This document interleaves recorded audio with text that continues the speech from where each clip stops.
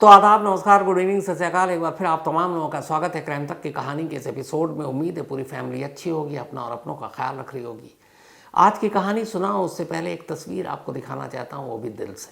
उसकी वजह ये है कि कुछ दिन पहले जब सोनम जिंदा और सुरक्षित लौट आई थी, तब मैंने कहा था कि सोनम तो जिंदा आ गई लेकिन भरोसा मर गया। उसके बाद ये तस्वीर दिखानी बहुत ज़रूरी है। इसलिए दिखानी ज़रूरी है कि जो उस दिन कहा था और जो ये तस्वीर है, दोनों अलग अलग चीज़ें हैं।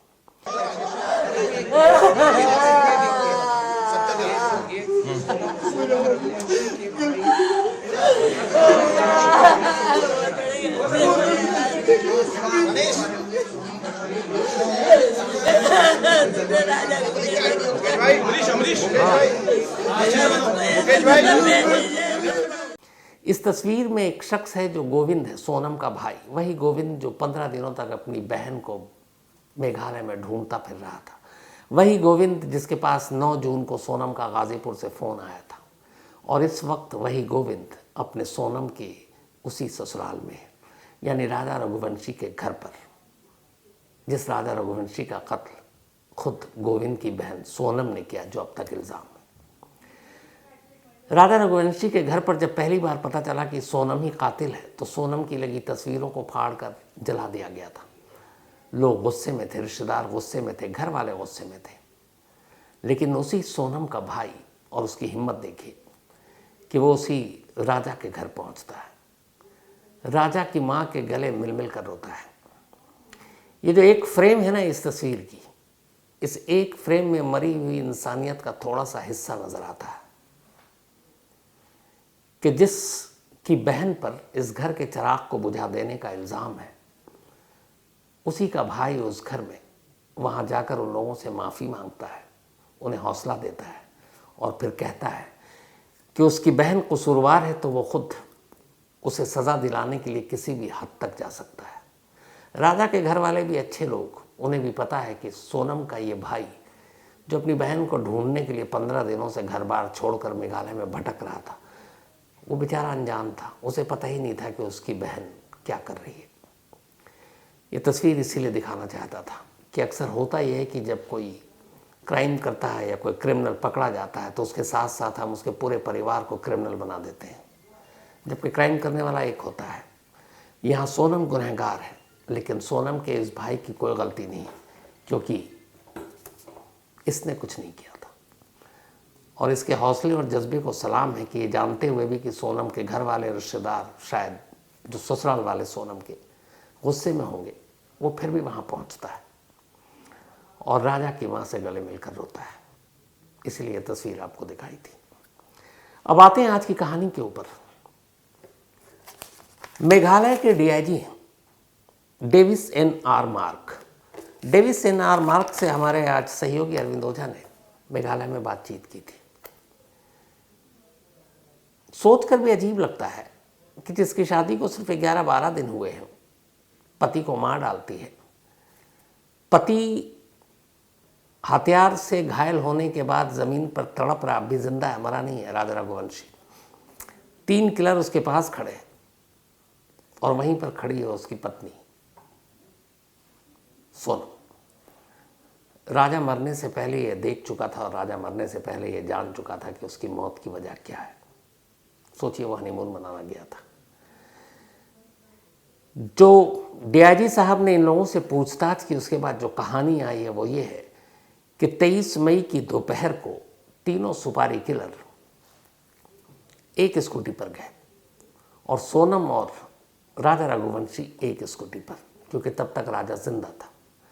इसके बाद वो पहुंचते हैं उस जगह पर जहां 300 स्टेप्स के बाद, 3000 स्टेप के बाद नीचे जाना था, फिर ऊपर आना था। स्कूटी पार्क करते हैं और उसके बाद ये लोग नीचे जाते हैं। नीचे जाने के बाद सन्नाटा था और वहाँ अचानक मौका देखकर एक सुपारी किलर आकाश हमला करता है। जब हमला करता है, सोनम पास में खड़ी थी। जब राजा रघुवंशी गिर पड़ता है, तब सोनम करीब आती है देखने के लिए कि सचमुच वो मरा कि नहीं। थोड़ी देर के बाद जब यकीन हो जाता है उन सुपारी किलर के साथ साथ सोनम को भी कि अब राजा मर चुका है, इसके बाद अब राजा की लाश को वहां से उठाकर बराबर में एक खाई थी, उस खाई में फेंकना था। 3 किलर थे, तीनों ठीक ठाक हट्टे कट्टे, आराम से राजा की लाश को उठाकर खाई में फेंक सकते थे। लेकिन पता नहीं क्या बात थी कि सोनम उन सुपारी किलर की मदद के लिए आगे आती है। फिर 4 हो जाते हैं, चारों मिलकर एक एक हाथ पैर राजा रघुवंशी का पकड़ते हैं और फिर उसको उठाकर पास की खाई में फेंकते हैं। एक सुपारी किलर ने एक पैर, एक ने दूसरा पैर, एक ने एक हाथ, एक ने एक हाथ। इनमें से एक हाथ जो अपने पति को खाई में फेंकने जा रही थी वो सोनम का हाथ था। लाश को फेंकने के बाद अब ये लोग 3000 स्टेप ऊपर आते हैं। ऊपर आने के बाद स्कूटी अब भी 2 है, लेकिन अब आदमी हो गए 4, क्योंकि नीचे गए थे 5। राजा रघुवंशी की अब मौत हो चुकी थी, लाश खाई में फेंकी जा चुकी थी। अब वापस ऊपर आते हैं, एक स्कूटी पर 2 कातिल बैठता है, दूसरी स्कूटी पर अब एक कातिल और साथ में पीछे बैठती है सोनम।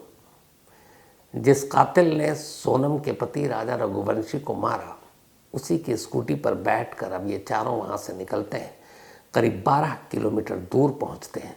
वहाँ जाने के बाद सोनम उस स्कूटी से उतर जाती है और उस स्कूटी को फिर वहीं लावारिस हालत में छोड़ दिया जाता है।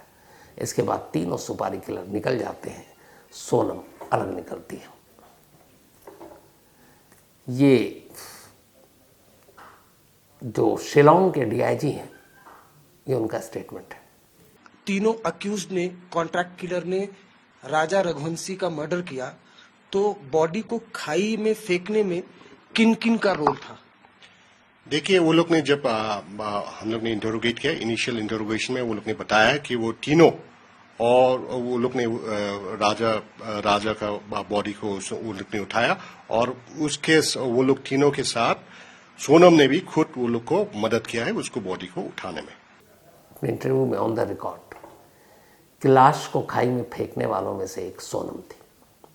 अब ये तो 23 तारीख की बात हो गई। जो इन्वेस्टिगेशन के दौरान बाकी चीजें पता चली, उनमें से एक ये है कि सोनम और राजा रघुवंशी जब मेघालय पहुंचे तब उनके पास 4 मोबाइल फोन थे, लेकिन पुलिस को अब तक सिर्फ एक फोन मिला है, 3 मोबाइल गायब है। उन तीनों की तलाश की जा रही है।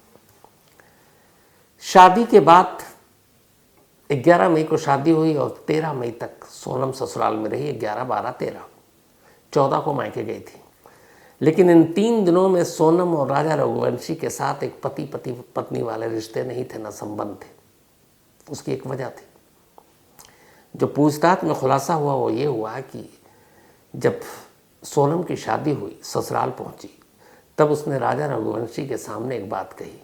उसने कहा कि मैंने मन्नत मानी थी कि शादी के बाद मैं कामाख्या देवी मंदिर जाऊंगी, असम, और जब तक मेरी मन्नत ये पूरी नहीं हो जाएगी तब तक आप मुझे छुएंगे नहीं।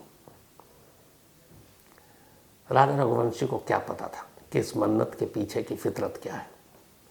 उसने भी कहा जैसी सोनम की ख्वाहिश, और इसीलिए उन 3 दिनों में कभी उन दोनों के बीच पति पत्नी वाले संबंध नहीं बने और सोनम इंतज़ार कर रही थी। और इसके बाद वो मायके गई, फिर 20 को वहाँ से निकल गई। अब वो पहुँची गुवाहाटी। गुवाहाटी में उसने कामाख्या देवी मंदिर के दर्शन पूरे कर लिए। अब उसकी मन्नत पूरी हो गई। लेकिन सोनम होशियार, उसने कहा अब मेघालय चलते हैं, और वो मन्नत के बाद सीधे मेघालय पहुंच गई। और ये बात है 21 मई की। 20 मई को वो निकले थे, 21 मई को मन्नत पूरी हुई और वो अब मेघालय पहुंच चुके हैं। गुवाहाटी से ज़्यादा दूर है नहीं। मेघालय पहुंचने के बाद अब सोनम को इस बात का एहसास था कि मन्नत पूरी हो चुकी है, अब वो बहाना और नहीं कर सकती। राजा रघुवंशी को करीब आने से रोक नहीं सकती। तो इसी के बाद उसने मेघालय पहुंचते ही जो पहला काम था वो ये था कि 22 मई को ही राजा रघुवंशी को मार दिया जाए। 21 को पहुंची थी, 22 मई की प्लानिंग की थी। और प्लान ये था कि राजा रघुवंशी का कत्ल नहीं करना है ताकि शक ना हो, उसे एक सेल्फी मौत देनी है। किसी ऐसी जगह पर शिलोंग में जाएंगे या चेरापूंजी में जहाँ पर गहरी खाई हो, वहाँ से उसे धक्का देंगे और फिर वो मर जाएगा और उसके बाद यही बताएंगे ये एक हादसा था। लेकिन ख़राब मौसम, गहरे बादल और बारिश ने सोनम का ये प्लान बिगाड़ दिया था, तो वो हो नहीं पाया। अब सोनम परेशान हो गई थी क्योंकि उसे पता था कि अब एक तो राजा रघुवंशी को लौटने की भी फिक्र थी। उसने कह दिया था वहाँ से 2 दिन में लौट आएगा। 21 को पहुँचा था, 23 को लौटना था। अब 23 की ही तारीख थी सोनम के पास और 23 को वो ट्रैकिंग के लिए गए। लेकिन इत्तेफाक से उस दिन उन्हें कहीं कोई सन्नाटे में खाई नज़र नहीं आई कि जहाँ से धक्का दे सके। इसीलिए प्लान बी पे काम हुआ और सुपारी किलर को फिर कहा गया कि तुम ही मारो। लेकिन मारते वक्त वो वहाँ पे गवाह के तौर पर खड़ी थी। फिर कातिल के साथ ही अपने पति के कातिल के साथ स्कूटी पर वापस गई। मर्डर के बाद वो लोग एक जगह थे जिसका नाम है मौकोटॉक, वहां तक वो लोग एक साथ आए थे। कॉन्ट्रैक्ट किलर्स के पास वो लोग 2 स्कूटी में आए थे और दूसरी स्कूटी में सोनम बैठ के, वो तीसरा मतलब 2 लोग एक स्कूटी में बैठे थे और जो तीसरा जो कॉन्ट्रैक्ट किलर है उसके साथ सोनम बैठ के मौकोटॉक बोल के एक जगह है वहां तक वापस आए थे। अब डीआईजी साहब ने यह खुलासा तो किया, एक और अजीब चीज़ हुई है, वो ये कि जब इन 5 से अलग अलग इंट्रोगेशन हुआ, अभी तक किसी को आमने सामने बिठाकर खुलासा नहीं, मतलब पूछताछ नहीं हो। इसकी वजह यह है कि अभी ऑफिशियली पुलिस कस्टडी नहीं मिली थी। आज मेघालय की कोर्ट में 5 आरोपियों को 4 इंदौर से पहुंचे और यहाँ से सोनम को गाजीपुर से ले जाया गया था। तो इन 5 को आज दोपहर को मेघालय बल्कि शिलोंग की कोर्ट में पेश किया गया। शिलोंग पुलिस ने कोर्ट के सामने ये कहा कि राजा रघुवंशी के कत्ल के सिलसिले में इन 5 के खिलाफ उनके पास तमाम दस्तावेजी डॉक्यूमेंट्स और एविडेंस है, चाहे वो इलेक्ट्रॉनिक एविडेंस हो, चाहे टेक्निकल एविडेंस हो, सर्कमस्टेंशियल एविडेंस हो, या फिर चैट के रूप में हो, या फिर सीसीटीवी कैमरे के तौर पर हो, वेपन के तौर पर हो, सारे एविडेंस हैं। और ये इतने पुख्ता एविडेंस हैं कि अदालत में इन्हें कड़ी से कड़ी सज़ा दिलाने में ये बहुत मददगार होंगे। तो कोर्ट के सामने उन्होंने कुछ एविडेंस भी पेश किए। इसी के बाद कोर्ट ने इन 5 को नेक्स्ट 8 डेज, अगले 8 दिनों के लिए पुलिस कस्टडी में भेज दिया। अब इनसे पुलिस कस्टडी में आज से पूछताछ होगी, आज शाम से बल्कि शुरू हो गई होगी। जो डीआईजी साहब ने बताया वो ये कि जब इन लोगों से अलग अलग पूछताछ की गई, इंदौर में, फिर इधर गाजीपुर में, रास्ते में, तो एक नई चीज़ ये आई कि जब जब सोनम से पूछा गया, सोनम ने और राज ने और तीनों सुपारी किलर ने अपना जुर्म कबूल कर लिया। उन्होंने मान लिया कि हाँ उन्होंने ही राजा रघुवंशी को मारा है। लेकिन जब बात ये आई सवाल कि ये मास्टरमाइंड कौन, प्लान किसका था, सोनम हर बार राज कुशवाहा का नाम ले रही है और राज कुशवाहा से जब पूछा जा रहा है कि प्लान किसका था तो सोनम का नाम ले रही। आपको यकीन नहीं आता तो खुद जो डीआईजी हैं मेघालय के रिकॉर्ड पर, कैमरे पर कह रहे हैं, सुनिए उनको। वो ब्लेम गेम भी कर रहे हैं कि क्या सोनम एक्सेप्ट। हाँ वही देखिए, वो लोग का इंटरोगेशन अलग अलग जगह में हुआ है। ये राज को तो हम लोग ने इंदौर में पकड़ा था, तो उसका पूछताछ प्रिलिमिनरी इंटरोगेशन जो है वो इंदौर में हुआ। सोनम को मतलब गाजीपुर में पकड़ा गया था और उसको अभी हम लोग ने जस्ट ब्रीफली कुछ पूछा है। तो जो हम लोग का ब्रीफ इंटरोगेशन में वो अभी वो ब्लेम गेम चल रहा है कि जैसा कि इसका मास्टरमाइंड कौन है, मतलब प्लान किसने बनाया था। तो सोनम बोल रहा है कि राज ने बनाया था, राज बोल रहा है कि सोनम ने बनाया था। वो ऐसा कंट्राडिक्शन अभी चल रहा है। तो अभी तो मुकदमा भी शुरू नहीं हुआ, ऑफिशियल पूछताछ भी अब शुरू हो रही है, लेकिन लगता है कि इन दोनों प्रेमी जोड़ों के बीच अभी से दरार पड़नी शुरू हो गई है। क्योंकि जब बात जुर्म और सज़ा की है तो एक दूसरे पर अब डाल रहे हैं। सोनम कह रही है कि इसकी प्लानिंग थी राज की, राज कह रहा है कि सोनम की थी। लेकिन जाहिर सी बात है कि जो सारे एविडेंस हैं और जब 8 दिन है अभी मेघालय पुलिस के पास, पूछताछ के दौरान सारी सच्चाई तो सामने आ जाएगी। एक जो मैंने पहले भी आपको कहा था कि आखिर ये सेल्फी किलिंग वाली बात क्यों थी, सेल्फी क्यों, तो मेघालय पुलिस ने बताया कि जब सोनम के सोशल मीडिया अकाउंट को खंगाला गया गूगल सर्च इंजन के ज़रिए उसकी देखी गई क्या क्या वो कर रही थी पिछले 1 महीने में। तो मेघालय को बहुत सर्च किया था उसने, मेघालय, चेरापूंजी, इन सबको सर्च किया और यहाँ से भी क्लू मिला। तो असल में, और दूसरा उसने ये भी देखा कि सेल्फी को लेके कितने हादसे हो रहे हैं, अलग अलग हर खबरें आती रहती हैं। तब उसे पहली बार ये आया था कि अगर सुपारी किलर से मारते हैं तो थोड़ा सा एक डाउट होता पकड़े जाने का। तो सुपारी किलर से किलिंग का सेकंड ऑप्शन रखा गया था। पहला ऑप्शन सुपारी किलर था ही नहीं, ये सेफ्टी था, प्लान बी, कि अगर नहीं हुआ तो क्या करेंगे, यानी डेस्परेट थे मारने के लिए। तो सोनम और राज ने पहला यही बनाया था कि जब पहला नाकाम होगा तब हम सेकंड सुपारी किलर से ये काम कराएंगे। पहला यही था कि इसे हादसा दिखाना है और इसके लिए किसी गहरी खाई के करीब जाना है, सेल्फी लेना है और मौका देखते ही सोनम को धक्का मारना है और वो गहरी खाई में जाएगा, मौत हो जाएगी। उसके बाद पोस्टमार्टम रिपोर्ट में ऊंचाई से गिरने की वजह से मौत साफ साफ आ जाएगी। फिर उसके बाद फ़ायदा ये होगा कि शादी के कुछ दिन बाद विधवा हुई सोनम के साथ उसके मायके और ससुराल दोनों लोगों की हमदर्दी होगी और फिर कुछ वक्त बीतेगा, लोग इस गम को भूल जाएंगे। फिर अचानक एक रोज़ राज कुशवाहा फरिश्ता बनकर आएगा कि मैं एक विधवा से शादी करने को तैयार हूँ और घर वाले भी अपनी जवान विधवा बेटी की शादी खुशी खुशी कर देंगे। पूरी प्लानिंग यही थी। लेकिन 22 मई को मौसम और बारिश ने बचा लिया था। अब आज से 8 दिन मेघालय पुलिस के पास है। इस दौरान में मेघालय पुलिस को जो आला कत्ल है, यानी वेपन जिससे कत्ल किया गया, वो ऑलरेडी उनके पास है। जो स्कूटी लावारिस थी वो उनके पास है। जो रेन कोट, शर्ट और आकाश सुपारी किलर का जैकेट खून से सना हुआ वो उनके पास है। और इन सारी चीज़ों को डीएनए और फॉरेंसिक एविडेंस जांच के लिए भेज दिया गया है। तो ये सारी चीज़ें प्लस सीसीटीवी कैमरे में कातिलों के साथ सोनम की मौजूदगी, वो भी एक अच्छा और बड़ा एविडेंस है। तो एविडेंस तो उनके पास भरपूर है। बस देखना ये है कि जब ये मुकदमा अदालत में पहुंचेगा तो किस तरीके से मेघालय पुलिस इसको वहाँ फाइट करती है।